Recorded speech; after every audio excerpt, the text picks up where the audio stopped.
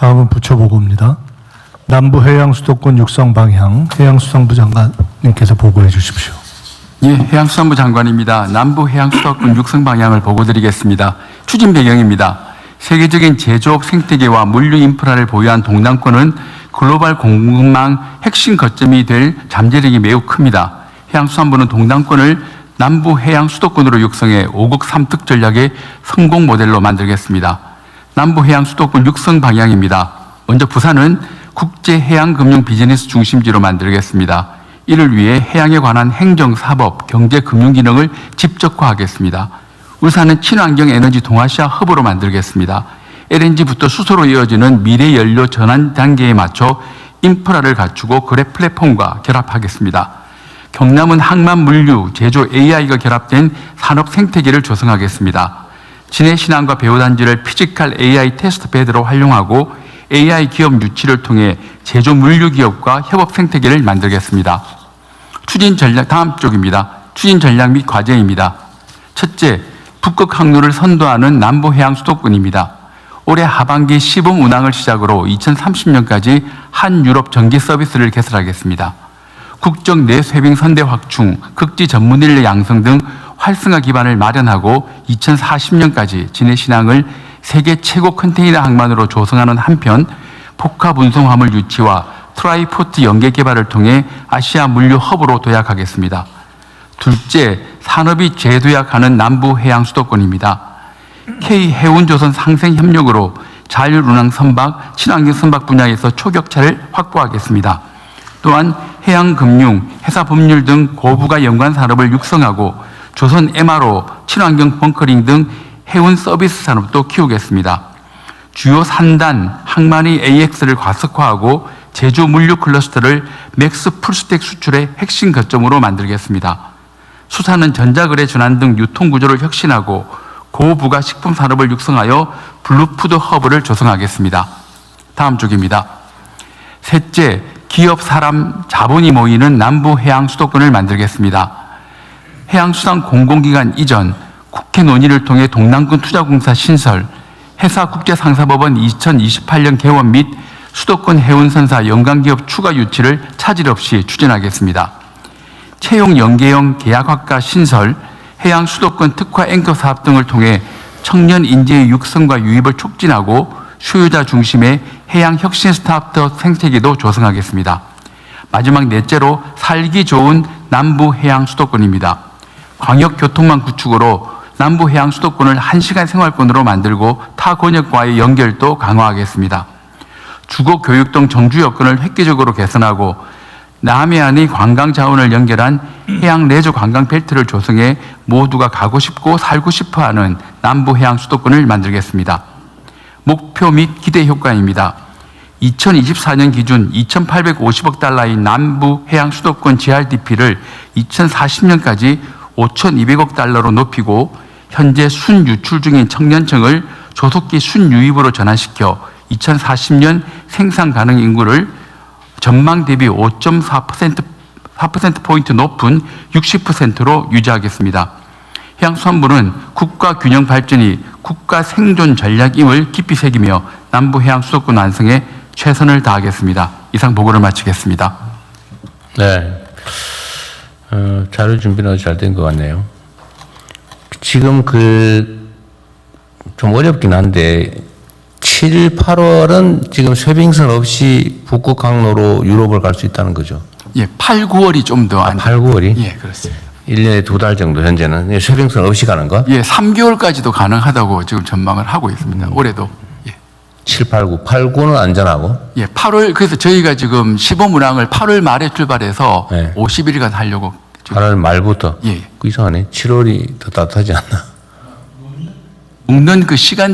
녹는 시간 때문에. 내가 녹는 시간이 있고, 어는 시간이 있으니까. 그렇군요. 러시아하고 우크라이나 전쟁 때문에 지금 현재 상황이 쉽지는 않은데, 어쨌든 현재 상태로 가능한 범위 내에서는 러시아와의 소통 협력도 최대로 잘해야 되겠죠. 네, 그렇습니다. 러시아 하고도 관계를 잘 가져가야 되고, 그 다음에 그 대로 제조 문제가 있기 때문에 네. 미국하고 EU와도 계속 지금 외교부를 통해서 협의를 하고 있습니다. 네. 어쨌든 해수부가 할 일도 많으니까 잘 챙겨주시고, 그 다음에 어쨌든 그 해수부가 부산으로 뭐 극히 예외적으로 간 거잖아요. 그건 뭐 각별한 의미가 있으니까 어쨌든 동남권 중심에 어쨌든 해양 수도 건설이라고 하는 이 정부 방침은 정말 잘 준비해서 정말 치열하게 해야 됩니다. 그렇게 하겠습니다. 이게 대한민국이 이게 전부 서울, 경기, 인천 막 그거 근처로 다 몰려가지고 이제는 방법이 없는 상황이 돼 가잖아요. 어쨌든 균형을 맞춰야 되는데 그래도 제일 가능성이 높은 데가 부산이니까 부울경 중심으로 잘 챙겨주시기 바랍니다. 네, 다음 넘어가시죠. 오늘은 이제 우리가 또 어디 가야 되죠? 12시까지 끝내야 된다고 그러던데. 예. 저번에는 4시간 반 했더니 다 여러분들 잘못이에요. 머리 보고를 많이 해요.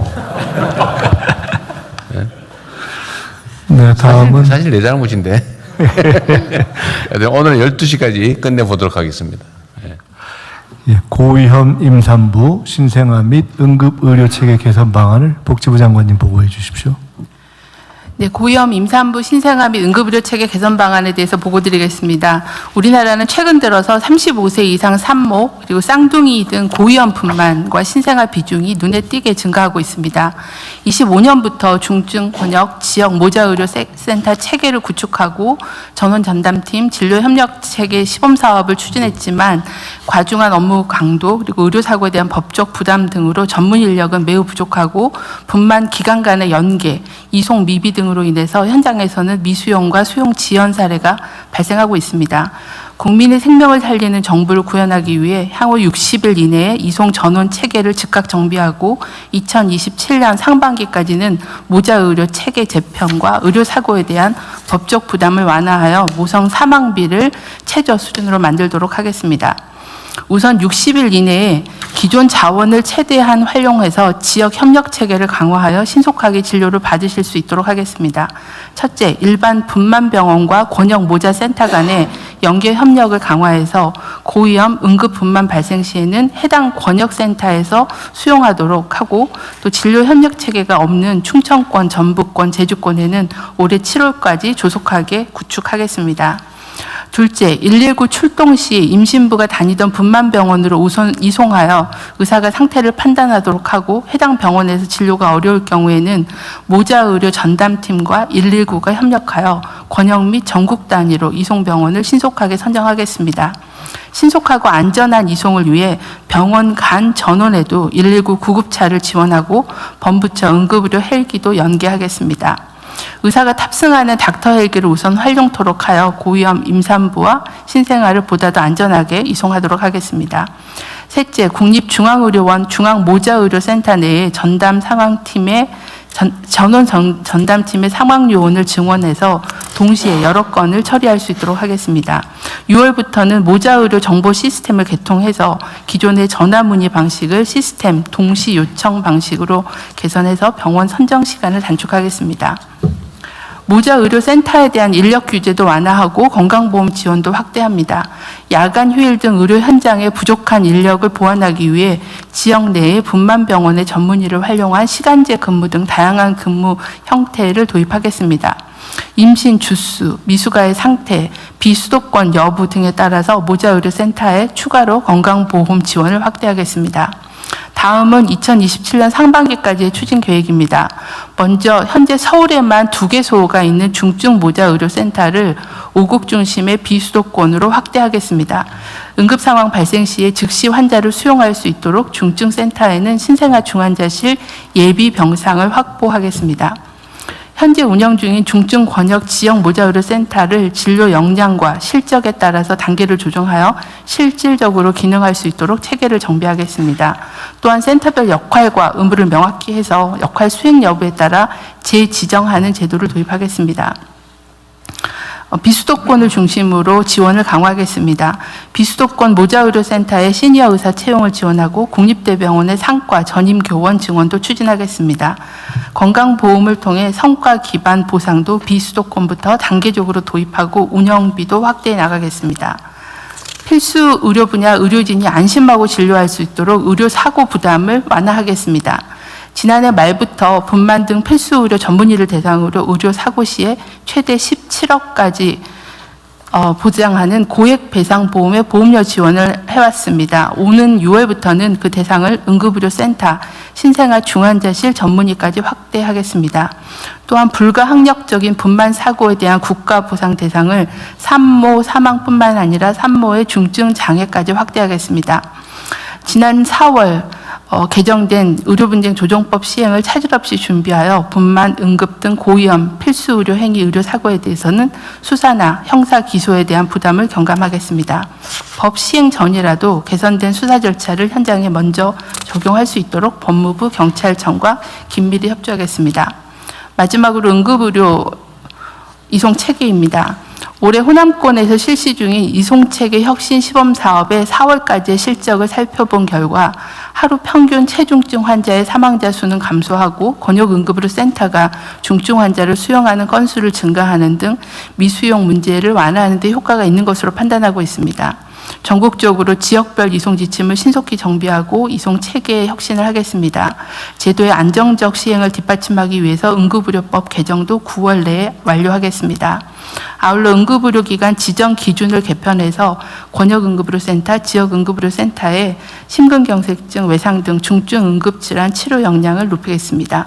국민의 생명을 지키기 위해 대책을 차질 없이 준비하고 속도감 있게 시행하겠습니다. 관련 부처의 적극적인 협조를 부탁드리겠습니다. 이상으로 보고를 마치겠습니다. 응급의료법 개정을 해보겠다고 했는데 뭘 하려고 응급의료법을 개정해요?